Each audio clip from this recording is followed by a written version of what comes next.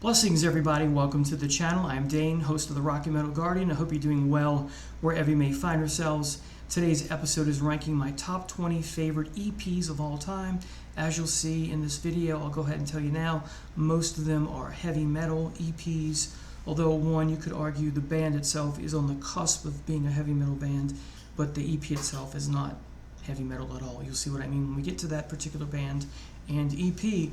And this is something I've been working on for a while. There are so many EPs out there, whether you're talking about rock, metal, all the subcategories of this or subgenres of rock music, right? There's in the last, 20 years or so, it seems that doom metal and stoner rock and psychedelic doom, something linked to doom and stoner, and progressive metal, these seem to have the bulk in recent years of monopolizing, in a way, the EP. Now, rich history going all the way back in time, at least to my childhood, and further back than that, but the 70s was full of EPs, in the 80s, of course, with thrash metal and that sort of thing. Again, we'll get to that today. But I don't know if there's a book on the EP, but boy, that would be a great read to have. Again, just a rich history of the extended play. And in addition, it's worth noting that, thank goodness, when we had the original vinyl age and the conversion or transitioning to the CD era, that record companies were smart and not making these EPs dinosaurs. In other words, we could still get them and buy them because they were available on CD. All right, so enough of that kind of history and background. Coming in at number 20 is Hellhammer's Apocalyptic Raids EP, Thomas Gabriel Warrior's first go at a band, and perhaps the most inaccessible stuff that he's done, because part of it is very grating. At first, I didn't like a couple songs in the EP, although I liked maybe half of it, but then it grew on me. A lot of things that are grating still today don't grow on me, but this one did. And then Celtic Frost, still extremely heavy, but not as inaccessible in many ways as some people have described as Apocalyptic Raids. You have the third of the Storms, and then perhaps the most grating song of all time in the whole catalog of Thomas G. Warrior's discography is, if I'm going to say this right, it's not Mascara, it's like Massacre, but it's Massacre. And then you have The Wonderful Triumph of Death, and then Horus/Aggressor. And if you have the bonus version, you get The Wonderful Revelations of Doom and Messiah. So early doom metal, early doom/death metal. Celtic Frost is a blend of doom and sludge and thrash, and it's just amazing. So Apocalyptic Raids by Hellhammer. Next is the Bat Salad EP from High on Fire. I came across this by accident when it was around the time when it first came out. It's been a while now, I would say 2017-ish maybe. And you just get 3 tracks. You get the title track, Bat Salad, and then you get the Celtic Frost cover, because the band are fans of Celtic Frost, and that is Into the Crypts of Rays, and then the song Don't Bother Me. This is a wonderful EP, even though it's only 3 songs. Next is Static Magic from the band Cathedral. You get Midnight Mountain, which is wonderful, Hypnos 164, Cosmic Funeral, great song, and The Voyage of the Homeless Sapien. Sounds like a budgie title, right, because of its length, but this is a wonderful EP. In fact, I am not the biggest Cathedral fan, but boy, if more of their music was in the tone and vein of this, boy, Cathedral would be one of my favorite bands, but they're not. So reviewing 20 Apocalyptic Raids by Hellhammer, Bat Salad by High on Fire, number 19, and number 18, Cathedral's Static Magic. Coming in at 17, also a Cathedral album, and that is Soul Sacrifice. Again, wonderful. And in fact, you can buy on MP3 format both of these EPs in one, and that's how I got them.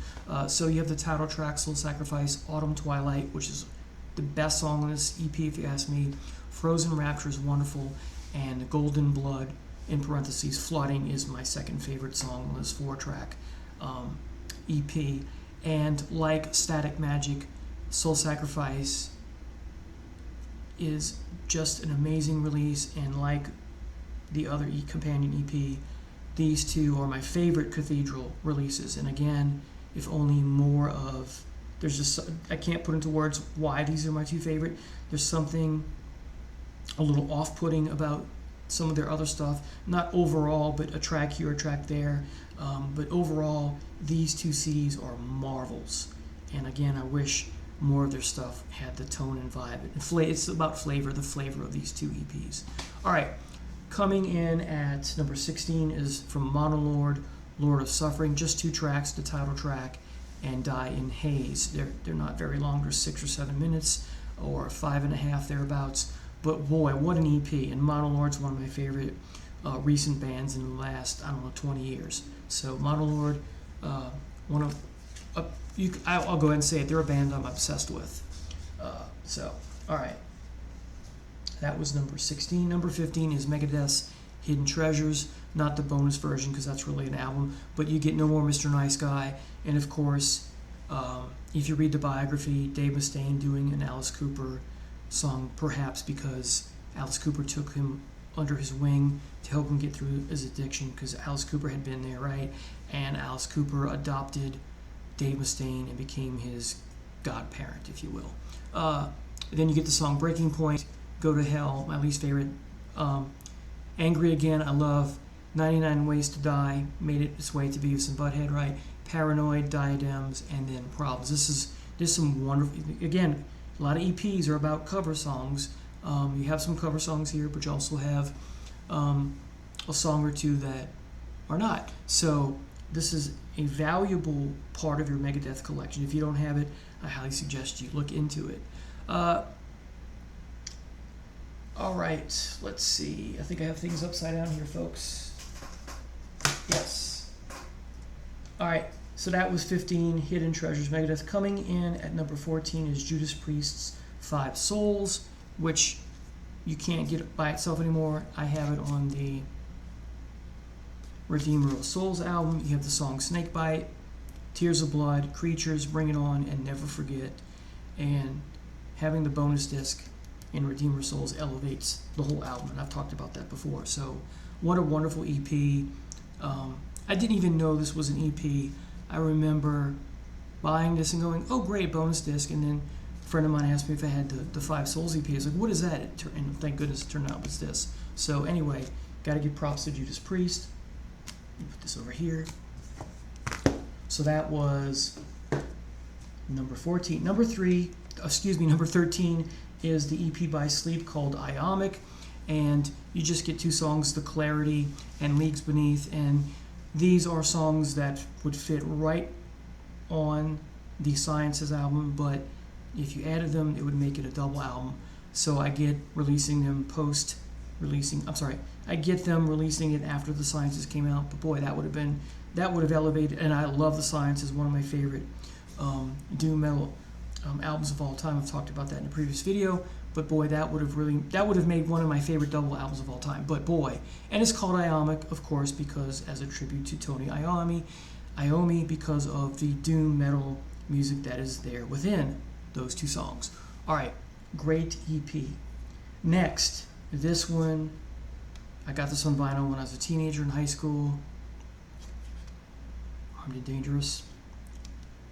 Title track opens up with acoustic, and then it builds up, it gets heavy, and Joey Belladonna's voice when he launches into ooh, it's just great.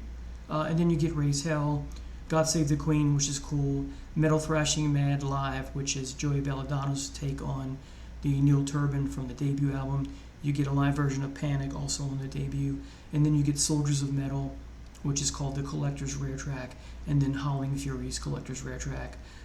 These two tracks were not on the original vinyl pressing, but they're glorious.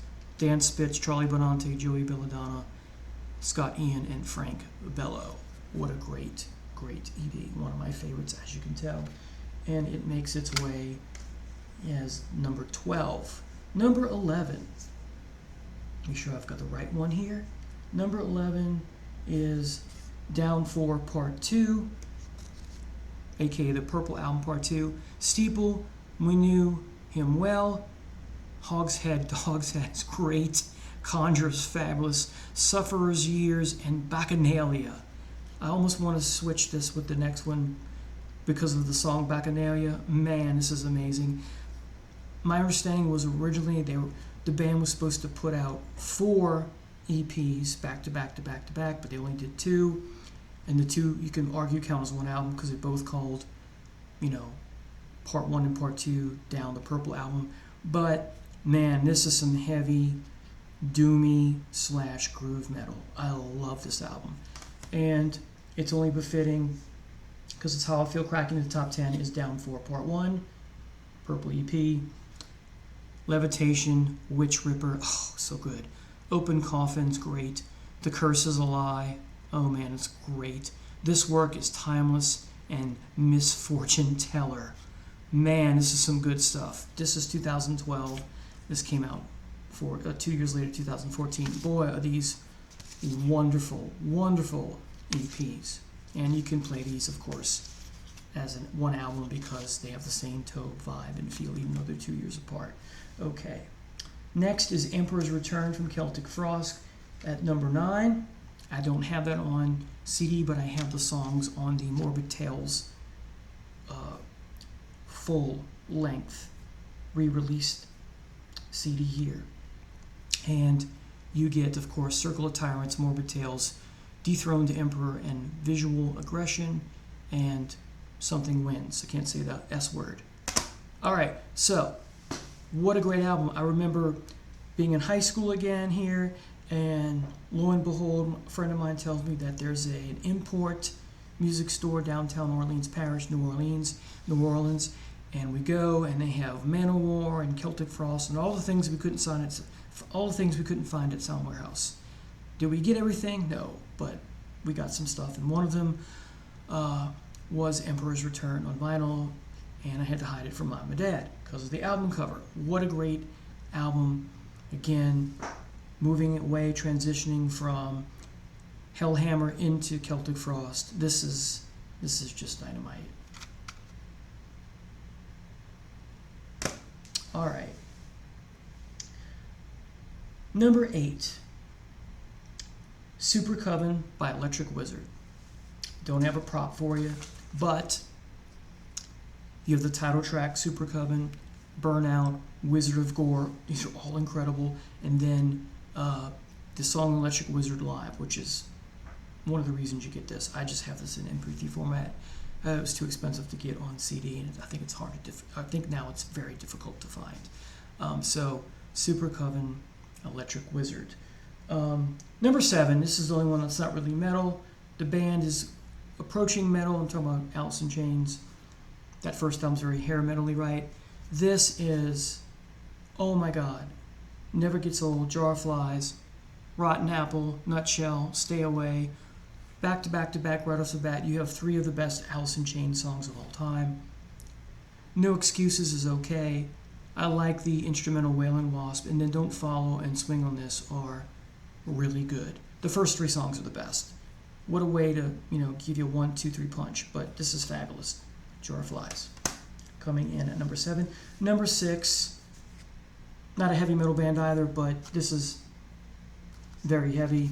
You have the Broken CD because of heavy songs like Pinion Wish, The Wonderful Last, Help Me I Am in Hell, heavy, Happiness and Slavery, and then Gave Up. Man, when I first heard this, 1992, wow. This is just dynamite. Trent Reznor and the gang. All right. Got to include it. Number 6. Number 5. You're probably wondering where on earth is this album? It's right here, folks. Haunting the Chapel from Slayer, Chemical Warfare, A Captor of Sin, Haunting the Chapel, Aggressive Perfector. Bonus track right on some. 1983. Do I need to say more? Haunting the Chapel, an EP masterpiece, if you will, in the thrash metal vein. All right. Number 4, I don't have this on CD, but I did have it on vinyl when it first came out. But it is on here. Metallica's Garage Incorporated. On disc 2, Garage Days Revisited, originally called the 598 EP Garage Days Revisited. Helpless, The Small Hours, The Wait, Crash Course in Brain Surgery, Last Caress, Green Hell, all cover tunes, of course. You have Helpless, which is Diamond Head, The Small Hours, I forget that one, but The Wait, Killing Joke, which is great, Crash Course in Brain Surgery, Budgie, and then Last Caress, Green Hell, The Misfits. So, Metallica in their heyday doing these cover songs. All right, in many ways. Number 3, this is one people don't talk about enough, another Metallica EP, and that is the Whiplash EP, coming in at number 3. I had this on vinyl as a kid. It was the album cover looked a lot like Kill 'Em All. It had the same. It was black, had the same logo with the legs coming down, right, and it had James Hetfield superimposed over himself like 12 times, like he was moving sideways, kind of, with the long hair and the flying V, and it contains Jump on the Fire, Whiplash, the Neck Brace remix, which I wish I could have on CD now, but it's not available on CD as far as I know, Seek and Destroy, and Phantom Lord live, and these are amazing live tracks, worth having, hence number 3. Number 2, Creeping Death, Metallica. Had this on vinyl as well, also available as a picture disc, only 3 songs, but what a great track listing. 3 songs, but what a great, how am I going to say this right, folks? Some of the greatest Metallica songs of all time. Only 3 songs, but 3 of the greatest Metallica songs of all time. So, side 1, title track, Creeping Death, about the Pharaoh in Egypt, right? The Bible, right? Ramses II, or Ozymandias, getting what's coming to him with the 10th plague, right? Then, side 2, 2 songs, Song I Fell in Love With, Am I Evil, right? Great Diamond Head song, and then the Blitzkrieg song, Blitzkrieg. I remember in high school, I would just look at the album art of everything I had by Metallica at the time. I had Kill 'Em All, I had Ride the Lightning, I had Creeping Death, so I had the black and red, I had the green and white, I had the blue and white. I refer to them in my head all the time as the blue album, the black and red album, the green and white album, right? And then, of course, Master of Puppets, red and orange and yellow, right? Mostly red. And then Injustice for All, back to green and gray.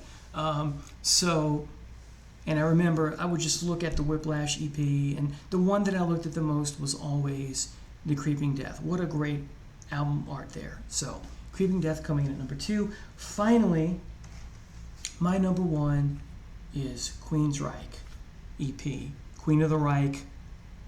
Wow. Very Iron Maiden-ish song. Knight Rider, wonderful, heavy, fast. Blinded as well, great. And then the more slower, soft-spoken, but beautiful and enigmatic and emotionally driven, Goose Pimply song, The Lady Wore Black. Very Samuel Taylor Coleridge-like, because the person acquires the person's curse that they meet. If you know the story, you know what I'm talking about. And then this has the bonus track, Prophecy, which, like so many EPs, could be in a book. Somebody write it, right? Please, someone write a book about EPs. But a lot of EPs, they go back and reissue them with bonus tracks. This is the case, like so many of them. Probably this is the epitome of that. The Prophecy should have been on this EP from the get-go. It's that good, folks. It's that good. So, Queensryche EP. And then if you have the re-release version that has the original 4 tracks, and then a live recording of Knight Rider, Prophecy, Deliverance, Child of Fire, On Force, Blinded, The Lady Wore Black, Warning, Take Hold of the Flame, Queen of the Reich. Great live album, recorded Tokyo, Japan in 85, 84. Originally released on the Live in Tokyo video / Laserdisc, which I never knew existed until I bought this. This is a great live recording of the band in their early days, the EP, and their first debut album. All right, finally, I got, three honorable mentions. So let's go ahead. There's no order here. I talked about 9 Inch Nails Broken, Gotta Have Fixed, Gave Up remix, Wish remix, Happiness and Slavery remix, Throw This Away, and then Fist, fill in the blank, and then Screaming Slave. This is great. All right. Sticking with Nine Inch Nails. Yes, add violence. And what's great about this is one of those albums that is great from start to finish, even though it's an EP. Let's see, folks. Let's pull the booklet out.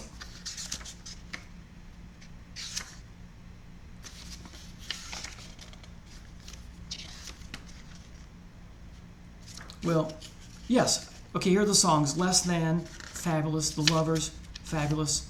This Isn't the Place, amazing. Not Anymore, it's really good. And then the last song is my favorite, The Background World. If you have this, you know what I'm talking about, and maybe why it's my favorite is because it's the Nine Inch Nails we know and love, but with a twist. Halfway through the song or thereabouts, a lot of fuzz and feedback and distortion and overdrive, pick your poison right, is being introduced slowly and more aggressively in a gradual way. And by the time you get to the end of the song, it's just noise, and yet it's music at the same time. It's just, it's a slow build up from music to full blown on distortion, and yet it works. It's just fabulous. So there you have it, folks. Have a wonderful day. Don't forget to click the like and notification button to be apprised of all upcoming videos, and please consider subscribing to the channel. Thanks so much. Take care now.